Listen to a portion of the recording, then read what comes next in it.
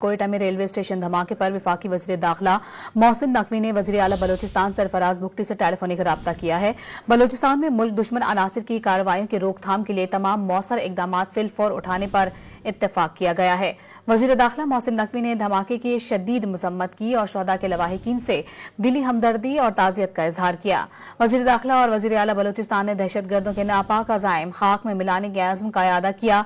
वज़ीर दाखिला मोहसिन नकवी ने कहा है कि बलोचिस्तान में अमन के क़याम के लिए आखिरी हद तक जाएंगे। विफाक के ज़िम्मे में बलोचिस्तान हुकूमत की हर मुमकिन मुआवनत करेगा। वज़ीर आला बलोचिस्तान ने कहा है कि दहशतगर्दाना कार्रवाइयों के खात्मे के लिए मुश्तरका तौर पर इकदाम उठाए जाएंगे। कोयटा में रेलवे स्टेशन धमाके पर वफाकी वज़ीर दाखिला मोहसिन नकवी ने वज़ीर आला बलोचिस्तान सरफराज बुगटी से टेलीफोनिक राब्ता किया है।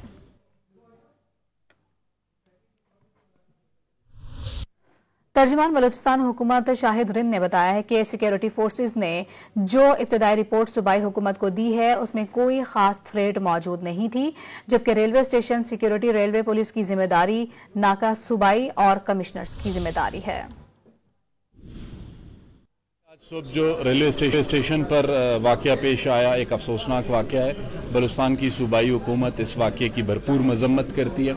इस वाक़े के बाद जो रिस्पांस रिक्वायर्ड था डिस्ट्रिक्ट एडमिनिस्ट्रेशन से, सिक्योरिटी एजेंसीज से और हेल्थ डिपार्टमेंट से बिलखुसूस, वो रिस्पांस आपके सामने मौजूद है। सिक्योरिटी एजेंसीज ने जो इब्तदाई रिपोर्ट सूबाई हुकूमत को प्रोवाइड की है उसमें इब्तदाई जो शवाहिद हैं वो ये बताते हैं कि मुमकिन तौर पर यह हमला खुदकुश था, ताहम इसकी अभी हतमी रिपोर्ट आना बाकी है।